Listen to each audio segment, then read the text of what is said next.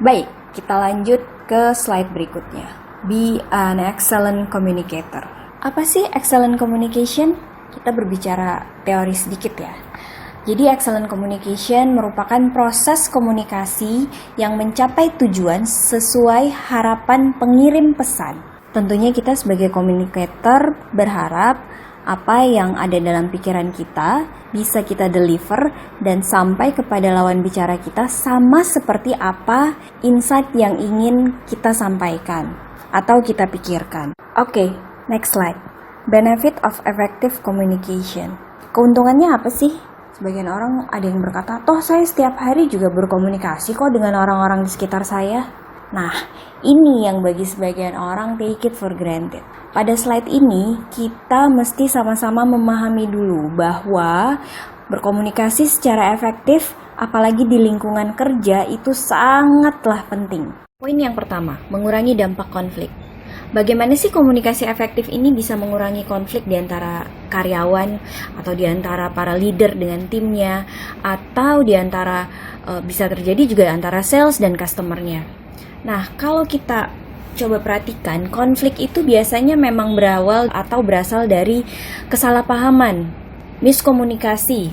Benar kan? Bisa juga berasal dari ketidakmampuan kita dalam menerima dan juga paham cara orang lain berkomunikasi. Ada juga yang didorong oleh kegagalan kita untuk memahami kondisi emosional orang lain atau kebutuhan emosional teman kita di kantor misalnya, atau bahkan dengan tim kita. Kadang-kadang pesan kita ditolak atau tidak dapat diterima dengan baik itu bukan karena sulit dipahami, melainkan karena lawan bicara kita merasa mereka diabaikan, tidak terpenuhi kebutuhan emosionalnya. Nah, yang terjadi kemudian, apapun yang kita katakan, ya udah akan mental. Dengan kita berkomunikasi secara efektif, kita jadi bisa mengidentifikasi pola-pola komunikasi dengan melakukan sedikit penyesuaian supaya bisa nyambung. Kita juga belajar berempati kan, agar dapat mengenali kebutuhan emosional rekan kerja kita atau customer kita. Nah, lewat pemahaman yang baik, komunikasi bisa berjalan lebih efektif dari kedua arah. Oke, sekarang benefit yang kedua, yaitu meningkatkan keterlibatan karyawan. Berkomunikasi itu kan gak sebatas kita saling bicara aja, saya bicara sama kamu, kamu ngobrol sama saya, udah. Tapi dengan komunikasi, kita saling terhubung, connected. Nah, di tempat kerja, di kantor misalnya, komunikasi tentu sangat penting dalam menjaga keterlibatan para karyawan atau di tim kita sendiri. Makanya budaya komunikasi efektif itu memang sangat diperlukan dalam suatu perusahaan atau dalam suatu tim misalnya. Jika kita adalah seorang leader atau supervisor, belajar berkomunikasi efektif artinya kita belajar bagaimana kita motivate, memberikan motivasi dan memenuhi apa yang dibutuhkan sama tim dalam bekerja. Benar kan? Dengan itu, kita jadi bisa paham talent-talent atau skill, keahlian yang mereka miliki. Kita bisa dorong agar skill yang mereka miliki bisa semakin terasa, semakin bermanfaat bagi pekerjaan dia sendiri ataupun di dalam perusahaan ini. Dan tentunya tim kita pun akan merasa dihargai karena itu. Next, kita lanjut ke benefit berikutnya, yaitu bisa menciptakan hubungan dengan customer yang lebih baik. Bukan hanya customer sih, kita pun yang misalnya bekerja di bagian supporting misalnya, di IT atau di procurement. Misalnya customer internal kita kan bisa berasal dari dalam perusahaan sendiri, dari unit kerja lain.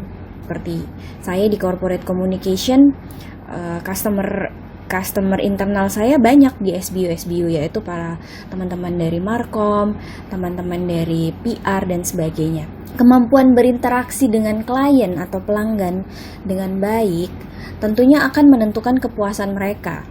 Benar kan?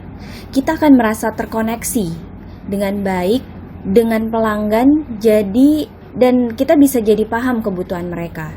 Nah, jika customer merasa dipahami, pelanggan kita merasa dipahami, informasi berikut yang kita akan deliver itu tentu akan lebih mudah pula mereka terima.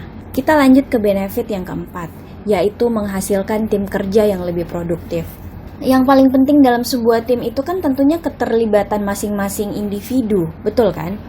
Rasa keterlibatan ini bisa kita bangkitkan lewat tentunya komunikasi yang efektif. Contoh antara seorang leader atau supervisor sebagai motivator bagi timnya. Kita kan pasti sering kasih motivasi-motivasi buat teman-teman di tim kita, buat kalau misalnya kita adalah project leader, tim kita yang lain juga kita motivate. Keahlian berkomunikasi ini juga akan membantu kita, para leader di perusahaan atau di kantor kita, untuk membangkitkan produktivitas dan bakat-bakat di dalam tim atau bakat-bakat karyawan yang kita miliki. Oleh karena itu tadi, saya katakan pentingnya komunikasi efektif di kantor atau di tim. Membuat para karyawan itu merasa lebih nyaman, merasa aman untuk bisa bebas berkreasi, berekspresi. Apalagi millennials sekarang sangat butuh ruang untuk bisa berekspresi dan mengeluarkan ide-ide mereka. Nah, dengan ini tim kita akan semakin berani untuk diberikan challenge dalam suatu project atau KPI yang mereka jalankan. Oke, itu tadi beberapa benefit dari effective communication.